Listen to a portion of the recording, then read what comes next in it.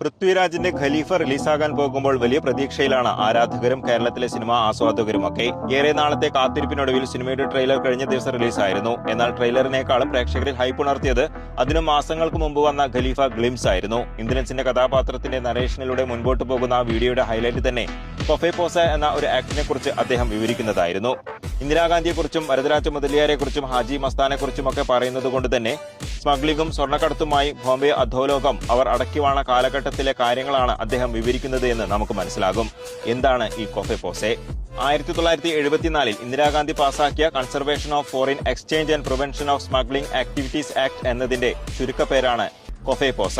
മലയാളത്തിൽ പറഞ്ഞാൽ വിദേശ നാണയവുമായി ബന്ധപ്പെട്ട നിയമവിരുദ്ധ പ്രവർത്തനങ്ങളും കള്ളക്കടത്ത് പ്രവർത്തനങ്ങളും തടയുന്നതിനുള്ള 1974 നിയമം. ഇതിന്റെ പ്രധാന ഉദ്ദേശം എന്തായിരുന്നു? കൊഫെ പോസ ഒരു പ്രിവെന്റീവ് ഡിറ്റൻഷൻ ലോ അഥവാ മുൻകരുതൽ തടങ്കൽ നിയമമാണ്. അതായത് ഒരാൾ ഇതിനകം കുറ്റക്കാരനാണെന്ന് കോടതി വിധിച്ചതിന്റെ അടിസ്ഥാനത്തിൽ ശിക്ഷിക്കുന്നതിനല്ല ഇത് പ്രധാനമായും ഉപയോഗിക്കുന്നത്. ഉദാഹരണം, ഒരു വ്യക്തി വലിയ തോതിൽ കള്ളക്കടത്ത് നടത്തുന്നുവെന്ന് അധികൃതർക്ക് വിശ്വസിക്കാൻ മതിയായ കാരണങ്ങളുണ്ടെന്ന് കരുതുക. അത്തരം സാഹചര്യത്തിൽ സാധാരണ ക്രിമിനൽ കേസിലെ പോലെ വിചാരണ പൂർത്തിയാകുന്നതുവരെ കാത്തിരിക്കാതെ ആ വ്യക്തി തുടർന്നും അത്തരം പ്രവർത്തനങ്ങളിൽ ഏർപ്പെടുന്നത് തടയാൻ കൊഫെ പോസ പ്രകാരം ഡിറ്റൻഷൻ ഓർഡർ പുറപ്പെടുവിക്കാം. കൊഫെ പോസ പ്രകാരം ഒരാളെ തടങ്കലിൽ വെച്ചതുകൊണ്ട് മാത്രം അയാൾ കുറ്റക്കാരനാണ് എന്ന് അർത്ഥമില്ല. ഇത് ശിക്ഷ നൽകുന്നതിനേക്കാൾ ഭാവിയിലെ കള്ളക്കടത്ത്, വിദേശ നാണയ നിയമലംഘനം തടയുന്നതിനുള്ള നടപടിയാണ്. അതേസമയം തടങ്കലിലുള്ള വ്യക്തിക്ക് ഭരണഘടനയും കൊഫെ പോസ നിയമവും നൽകുന്ന നിയമപരമായ സംരക്ഷണങ്ങളും ചലഞ്ച് ചെയ്യാനുള്ള അവകാശങ്ങളുമുണ്ട്. ഇനി ഇന്ദ്രൻസിന്റെ കഥാപാത്രം പറയുന്നത് പോലെ ഹാജി മസ്താനെയും വരദരാജ മുതലിയാരെയും പൂട്ടാൻ കൊഫെ പോസയിലൂടെ ഇന്ദിരാഗാന്ധിക്ക് കഴിഞ്ഞിട്ടുണ്ടോ? ചരിത്രം പരിശോധിക്കുകയാണെങ്കിൽ അത് പകുതി ശരിയും പകുതി തെറ്റുമാണ്. കാരണം ഹാജി മസ്താനെ മാത്രമാണ് ഇപ്രകാരം തടങ്കലിൽ വെക്കാൻ ഇന്ദിരാഗാന്ധിക്ക് കഴിഞ്ഞിട്ടുള്ളത്. എന്നാൽ വരദരാജ മുതലിയാരെയോ കരീംലാലയെയോ ഒന്നും തടവിലാക്കിയതായി രേഖകളൊന്നുമില്ല. ഹാജി മസ്താനാകട്ടെ ബോംബെ ഹൈക്കോർട്ടിൽ അപ്പീൽ നൽകി പുറത്തിറങ്ങുകയും ചെയ്തു. അടിയന്തരാവസ്ഥ കാലമായതുകൊണ്ട് നേരിട്ട കാലതാമസമാണ് അദ്ദേഹം കുറച്ച് അധികം കാലം തടവിൽ കിടക്കാൻ കാരണമായത്.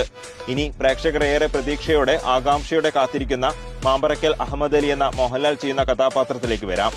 സത്യത്തിൽ ഇങ്ങനെ ഒരാൾ അക്കാലത്ത് ജീവിച്ചിരുന്നിരുന്നോ? ഹാജി മസ്താന്റെയും വരദരാജ മുതലിയാരുടെയും പേരിനൊപ്പം കൂട്ടിച്ചേർത്ത് പറയുന്നത് കൊണ്ട് തന്നെ ഒരുപക്ഷെ പ്രേക്ഷകരിലൊക്കെ ഇങ്ങനെയൊരു സംശയം ഉടലെടുത്തിരിക്കാം. എന്നാൽ അതിന്റെ ഉത്തരം അങ്ങനെ ഒരാൾ ഇല്ല എന്നതാണ്. ഈ സിനിമയ്ക്ക് വേണ്ടി മാത്രം എഴുതി തയ്യാറാക്കിയ തികച്ചും സാങ്കല്പികമായ ഒരു കഥാപാത്രം മാത്രമാണത്. പക്ഷേ ബോംബെ അധോലോകവുമായി ബന്ധപ്പെട്ട് കേരളത്തെ ലിങ്ക് ചെയ്യിപ്പിച്ച് ഇങ്ങനെയൊരു കഥാപാത്രത്തെ മെനഞ്ഞെടുത്ത കഥാകൃത്തിന്റെ ബ്രില്യൻസ് രൂപം കൊണ്ടത് ഒരുപക്ഷെ ഗൾഫിൽ നിന്നും ഇന്ന് കേരളത്തിലേക്ക് ഒഴുകുന്ന സ്വർണത്തിന്റെ അടിസ്ഥാനത്തിലായിരിക്കാം. എന്തായാലും മാമ്പറക്കൽ അഹമ്മദ് അലിയെയും അദ്ദേഹത്തിന്റെ കൊച്ചുമകൻ ആമിർ അലിയെയും ഒക്കെ നിറകയ്യടികളോടെ സ്വീകരിക്കാനായിട്ട് നമുക്ക് കാത്തിരിക്കാം. വീഡിയോ ഇഷ്ടമായാൽ പേജ് ലൈക്ക് ചെയ്യുക, ഷെയർ ചെയ്യുക, കമന്റ് ചെയ്യുക, ഫോളോ ചെയ്യുക. താങ്ക്